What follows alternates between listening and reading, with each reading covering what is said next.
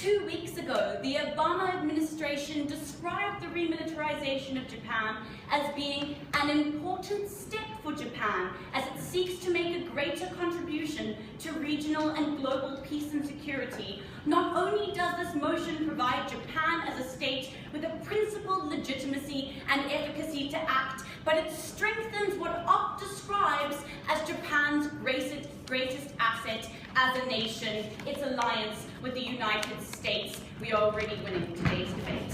Before I speak to you about improving global power dynamics and specifically engaging with their matter about Japan's relationship with the United States, first, some quick rebuttal. I'd first like to point out to the adjudicators that what we've heard from Bella thus far has included no engagement with our principle about why any state should be able to enact protection of its citizens, and it's illegitimate to deprive states of that. That's central to today's debate. You've ignored it. But first, we heard this concept from Bella that what Japan's pacification guarantees is a bedrock of stability within Asia. We think that their own analysis shows you just how unstable that region of Asia actually is, just how false that context really is when they say how fragile Japan's relationship with China actually is. Then what we hear from Bella is that a referendum is just never going to happen because Japanese people are peaceful. We tell you this ignores the fact that both premiers, Konoda and Abe, were elected into Japan's leadership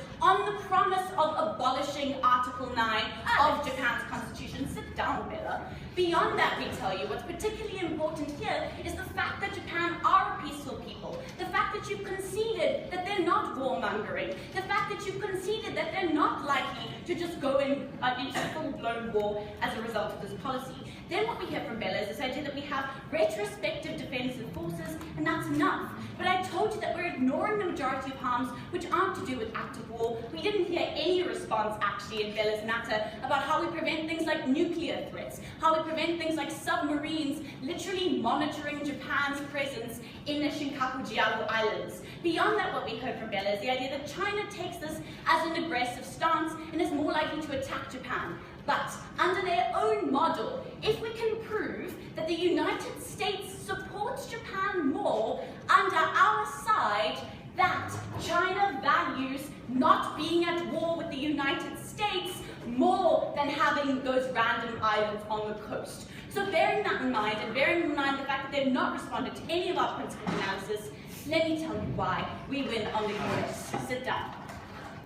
So first of all, this idea of improving the international superpower dynamic. And I'm going to be essentially proving to you that we strengthen Japan's relationship with global powers like the United States, as well as affirm its status as a global power as a nation. But first, some context, some real context about Japan's relationship with the USA. So we both agree that they're united by an old historic obligation on the basis of, at the end of World War II, the USA defeating Japan and Japan surrendering. But what we all know, because we're debaters and we listen to current affairs, is that in the past 50 to 60 years, the US's interests have been far from Japan, have lied in places like the Middle East, places like Vietnam, places like Korea, places like Ukraine in the status quo. This means that slowly but surely the United States is losing interest in Japan and her interests, because of the fact that Japan just does not have a military, because of the fact that Japan cannot be a military ally for the United States. At best, it can be a weak diplomatic tool. At best, it can say, please calm down China.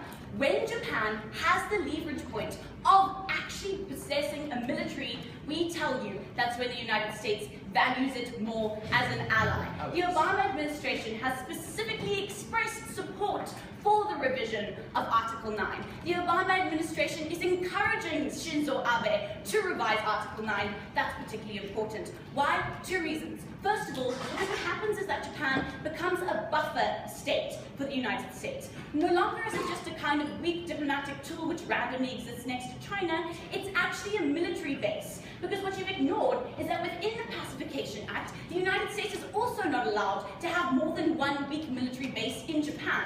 When we abolish Article 9, not only can Japan have an army, the United States can have military bases in Japan. The United States can use Japan as a powerful tool. We tell you it's particularly important because when we look at the context of the United States, they value buffer zones. It's the whole reason why they defended West Berlin and West Germany, is because they were a valuable buffer zone for the Eastern Bloc of Europe. We tell you that not only can we have things like alliances with the US Army, but we as the United States, or the United States rather, can exist within Japan, can have Japan as a particularly valuable zone.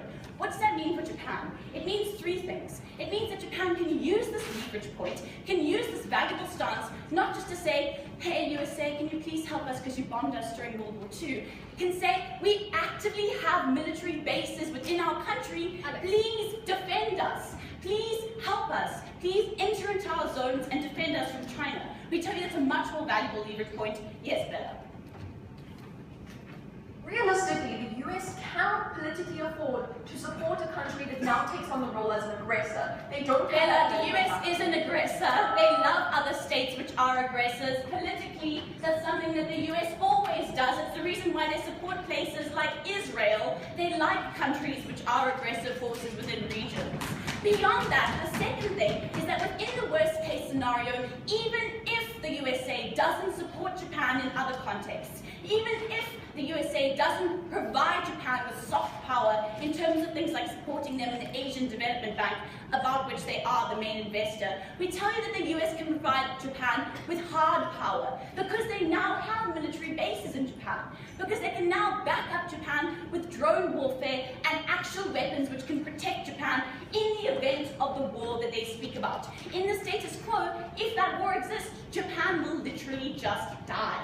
Beyond that, we tell you that the third thing that happens is that the way-ups change even more for places like China. That in the status quo, China with its weakening military is already starting to understand that it perhaps isn't such a good idea to go in full-out war with the Senkaku Diao Islands. But what happens when we have the added benefit of US military bases is that that dynamic changes completely. There's no way that China, with its significantly weaker military, with only $65 billion going into it versus the USA's $700 billion going into it, can in any way threaten the presence of United States military. Finally, we tell you that the USA's actions improve in Southeast Asia as a whole because of the fact that currently they're acting on an uninformed basis. They're not listening to Japan just because of the fact that Japan doesn't have enough leverage to actually get them to listen.